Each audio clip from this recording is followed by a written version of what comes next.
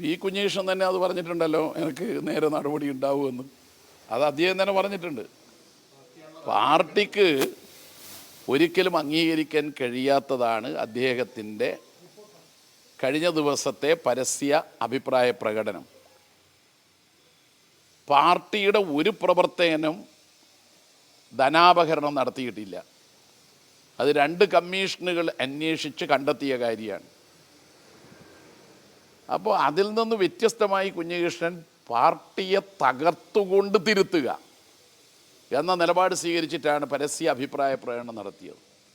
അത് പാർട്ടിയുടെ കണ്ണൂർ ജില്ലാ കമ്മിറ്റി ഉചിതമായ സംഘടനാ തീരുമാനം എടുക്കും. അദ്ദേഹം പറയുന്നത് ഈ പാർട്ടിയിൽ തന്നെ വർഷങ്ങളായിട്ട് തന്നെ ഈ വിഷയം അത് പക്ഷേ ഒരു കാരണവശാലും അത് തിരുത്താത്തത് കൊണ്ടാണ് തുറന്നു പറയേണ്ടി വന്നത് എന്നുള്ളതാണ്. തിരുത്തേണ്ടത് എന്താണ്?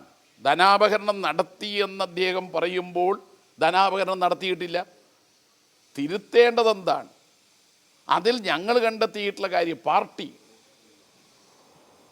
യഥാസമയം കണക്ക് അവതരിപ്പിച്ചില്ല. അതാണ് ചൂണ്ടിക്കാട്ടിയത്, അതാണ് കണ്ടെത്തിയത്.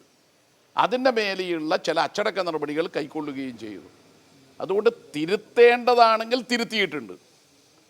ഒപ്പം ധനാപഹരണം നടന്നിട്ടില്ല എന്നുള്ളത് പാർട്ടി കണ്ടെത്തിയ കാര്യവുമാണ്. അപ്പോൾ പിന്നെ അദ്ദേഹം തിരുത്താനായി പാർട്ടിയെ തകർക്കുകയാണ് ചെയ്യുന്നത്. അത് ഉചിതമല്ല. ചില തെളിവുകൾ കമ്മീഷന് കൊടുത്തിട്ടുണ്ടെന്ന് പറഞ്ഞു. ചില ഏരിയ സെക്രട്ടറി 5 ലക്ഷം രൂപയുടെ അക്കൗണ്ട് ഏരിയ സെക്രട്ടറിയുടെ അക്കൗണ്ടിലേക്ക് 5 ലക്ഷം രൂപ വന്നു. അദ്ദേഹം പറയുന്ന തെളിവെല്ലാം വാസ്തവവിരുദ്ധമാണ്. അതൊന്നും ധനാപഹരണത്തിൻ്റെ എന്തെങ്കിലും ഒരു കാര്യം കണ്ടെത്തുന്ന കാര്യമല്ല. അദ്ദേഹം ഇപ്പോൾ പറഞ്ഞുകൊണ്ടേയിരിക്കുന്നുണ്ട്.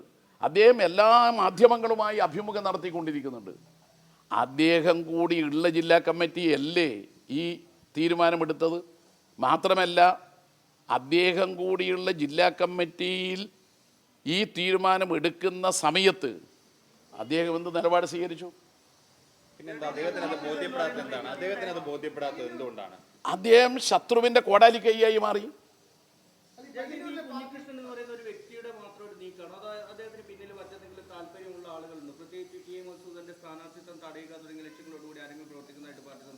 അത് അദ്ദേഹത്തോട് ചോദിക്കേണ്ട ഒരു കാര്യമാണ്. അദ്ദേഹം യശശരീരനായ കോടിയേരി ബാലകൃഷ്ണനെ പോലും ഇക്കാര്യത്തിൽ കുറ്റപ്പെടുത്തിയില്ലേ? കോടിയേരിയോടും പിണറായി വിജയനോടും MV ഗോവിന്ദൻ മാഷോടും എല്ലാം ഞാൻ പറഞ്ഞിട്ടും അദ്ദേഹം ഒന്നും ഇത് പരിശോധിച്ചില്ല എന്നല്ലേ അദ്ദേഹം പറയുന്നത്? അങ്ങനെ പാർട്ടിയിൽ ഉണ്ടാവില്ലല്ലോ. കോടിയേരി തന്നെ പങ്കെടുത്തുകൊണ്ട്, കോടിയേരി മാത്രമല്ല ഒരു കൂട്ടം സംസ്ഥാന നേതാക്കന്മാർ ജില്ലാ കമ്മിറ്റിയിൽ പങ്കെടുത്ത് ഇദ്ദേഹം കൂടി ആ യോഗത്തിൽ ഉണ്ടായിരിക്കുകയാണ്. ഇതെല്ലാം ചർച്ച ചെയ്യുകയും തീരുമാനമെടുക്കുകയും ചെയ്തു.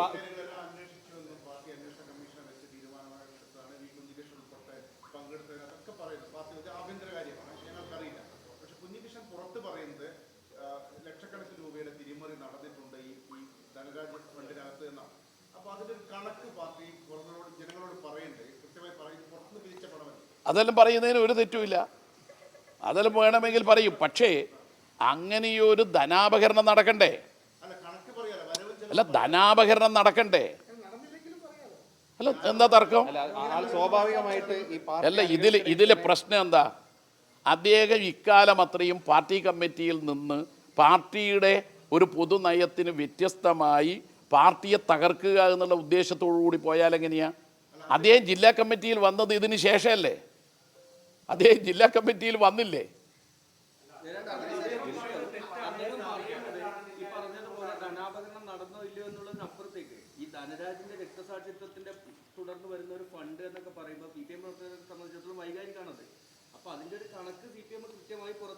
ഒരു കാര്യം വ്യക്തമായി ഞാൻ പറയാം.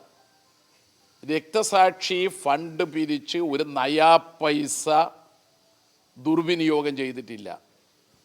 ധനാപഹരണവും നടത്തിയിട്ടില്ല. ഈ ധനാപഹരണം എന്ന് പറഞ്ഞാൽ ഞാൻ കക്കണ്ടേ? അദ്ദേഹത്തിൻ്റെ ഭാഷയിൽ പറഞ്ഞാൽ കട്ടിട്ട് എൻ്റെ വീട്ടിലെന്തോ ഉണ്ടാകണ്ടേ? എല്ലാം എൻ്റെ വീട്ടിൽ വല്ലതും കാണണ്ടേ? വേണ്ട, ഞാൻ വേറെ എവിടെയെങ്കിലും ബിനാമി സ്വത്ത് ഉണ്ടാക്കണ്ടേ?